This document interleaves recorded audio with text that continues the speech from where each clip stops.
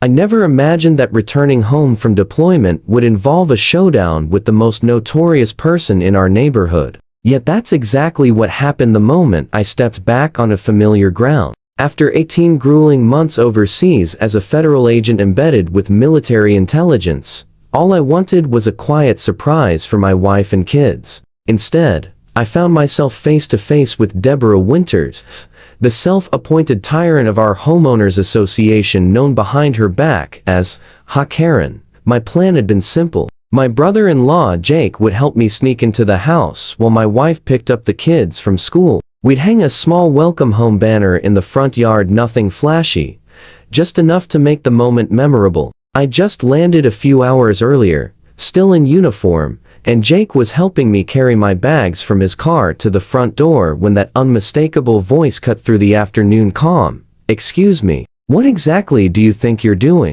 Deborah marched across the street, clipboard in hand, pearls bouncing against her crisp white blouse. Her salt and pepper hair was pulled into a painfully tight bun, and her face held the expression of someone who had just caught teens vandalizing the community mailboxes. Jake froze, but I continued unlocking the door. "Hi there," I said, keeping my tone calm. "Just surprising my family." Deborah crossed her arms and tilted her head. "And you are?" she asked, scrutinizing me as if my military uniform and house key were elaborate props for a burglary. "I'm James Parker. I live here. This is my home," I replied, keeping my composure despite the jet lag and emotional exhaustion. Deborah sniffed. "Well, Mr. Parker, did you submit a form for that?" She pointed at the small banner Jake had staked into the lawn. Section 7, Paragraph 3 of the HOA bylaws requires approval for all yard decorations, with a minimum 14-day notice. "In that uniform, are you actually military? Or is this some costume party?" I should have been prepared. My wife had warned me in video calls that Deborah had been elected HOA president 6 months earlier, turning our once friendly neighborhood into her personal fiefdom. But reading about it was nothing compared to experiencing it firsthand. "Ma'am, I've been deployed for 18 months. I'm just trying to surprise my family. The banner will be up only a few hours," I explained, feeling my patience begin to fray. "Rules are rules, Mr. Parker, if that's truly your name. I don't recall approving long-term absences for military service. Did you file the extended absence form? And what about lawn maintenance? We sent 3 violation notices about your grass last summer." Jake, who had remained silent until now, finally spoke. "Deborah, come on. James has been serving our country. Can't you let this one slide? The banner will be gone tonight." Deborah's eyes narrowed as she pulled out her phone. "No exceptions. I'm documenting this violation, and you'll receive a fine. I'll also need to see identification proving you live here and aren't impersonating someone else." That's when I realized she wasn't just photographing the banner, she was taking pictures of me in my uniform. It felt invasive, disrespectful, almost criminal. After everything I'd endured over the past year and a half.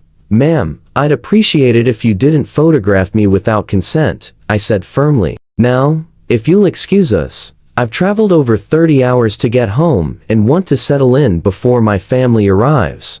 Deborah stepped closer, phone still raised. "This is HOA property, and I have every right to document violations. For all I know, you could be impersonating military personnel, which is a federal offense. Show me your ID and proof of residence, or I'm calling the police." The absurdity of it all was almost comedic. After serving my country, I was being accused of stolen valor on my own lawn. I reached for my wallet to pull out my military ID, but before I could, Deborah gasped dramatically.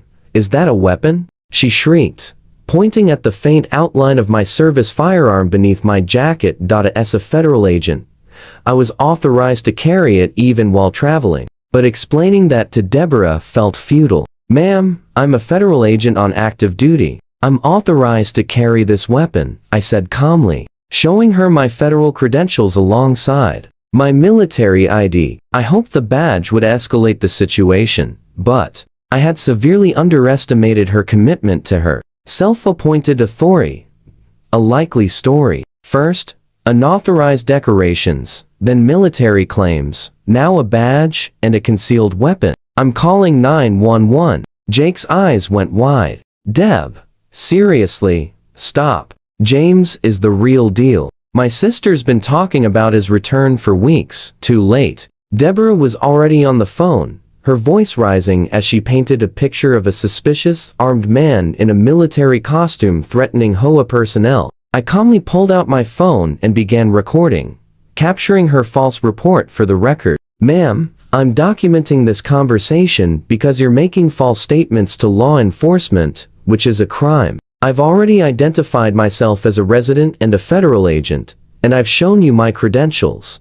Deborah's face flushed with anger. Stop recording me immediately. That's another violation of HOA privacy policies. Section 12, paragraph 7 clearly states, I interrupted calmly, keeping my voice steady. Ma'am, federal law supersedes HOA bylaws. Making false reports to emergency services is a serious offense. The next 20 minutes were surreal. Deborah refused to end her call with 911, pacing back and forth on my front lawn while spinning a tale that painted me as increasingly aggressive even though my demeanor remained completely calm. She even suggested Jake might be my accomplice in some imagined crime. When the police finally arrived, 2 officers approached cautiously, hands near their weapons. I kept my hands visible and immediately identified myself, explaining the situation. One of the officers, a veteran himself, recognized my uniform and credentials instantly.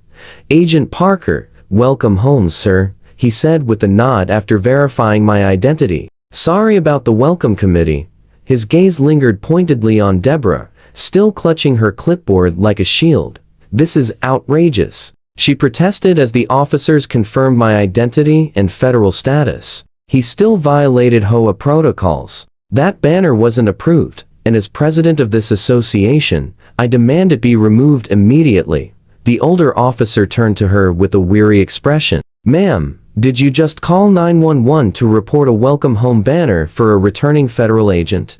Deborah hesitated. I called about an armed man trespassing and impersonating military personnel. The officer shook his head. According to Agent Parker's recording, he identified himself and showed you his federal credentials before you called. That is a false report. Filing false reports ties up emergency resources and is a criminal offense.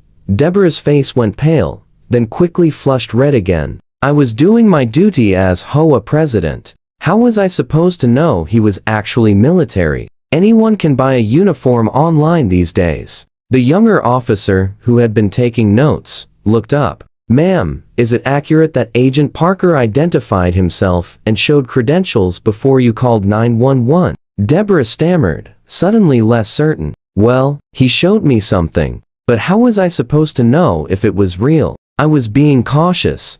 I decided it was time to regain control. Officers, I don't want to press charges if Miss Winters is willing to admit her error and leave us in peace. All I want is to surprise my family when they get home. The officers exchanged glances and looked at Deborah, giving her a graceful way out. But Deborah Winters had not reasoned to hoe a president by backing down. This isn't over, she hissed, eyes narrowing. The HOA board will hear about this blatant disregard for our community standards. Expect a formal violation notice and fine within the week. With that, she spun on her heel and marched across the street, shoulders rigid with indignation. I thought that would be the end of it, a frustrating but minor welcome home incident. I was wrong. While waiting for my family, I received a neighborhood-wide email from Deborah warning residents about dangerous individuals claiming military affiliation, urging them to report suspicious activity, clearly referring to me without naming me directly. When my wife and kids arrived, their joy at seeing me early quickly overshadowed Deborah's antics. We had a beautiful reunion, and for a few hours, I almost forgot the HOA drama. The next morning, however, I awoke to a formal violation notice taped to our front door, citing multiple infractions, unauthorized signage, failure to submit proper extended absence documentation, and, most absurdly, intimidation of HOA personnel. The fine? An outrageous $500, with an additional $50 for each day the violations remained unresolved. There was even a separate motion to begin eviction proceedings for persistent and willful breaches of community standards. That was the final straw. I spent the day collecting stories from neighbors who had been similarly harassed in my absence. Families cited for basketball hoops visible from the street. An elderly resident penalized for planting unauthorized flowers. A cancer patient fined for not retrieving trash cans promptly.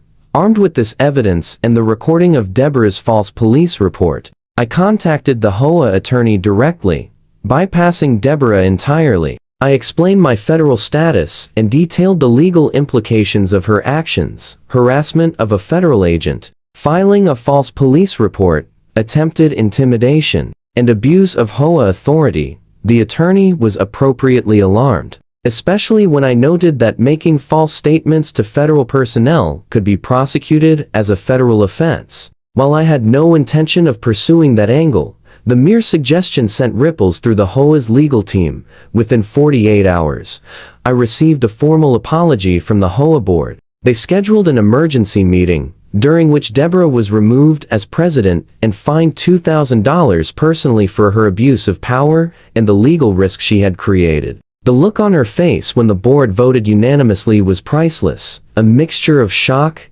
fury, and the dawning realization that her little clipboard kingdom had real-world consequences.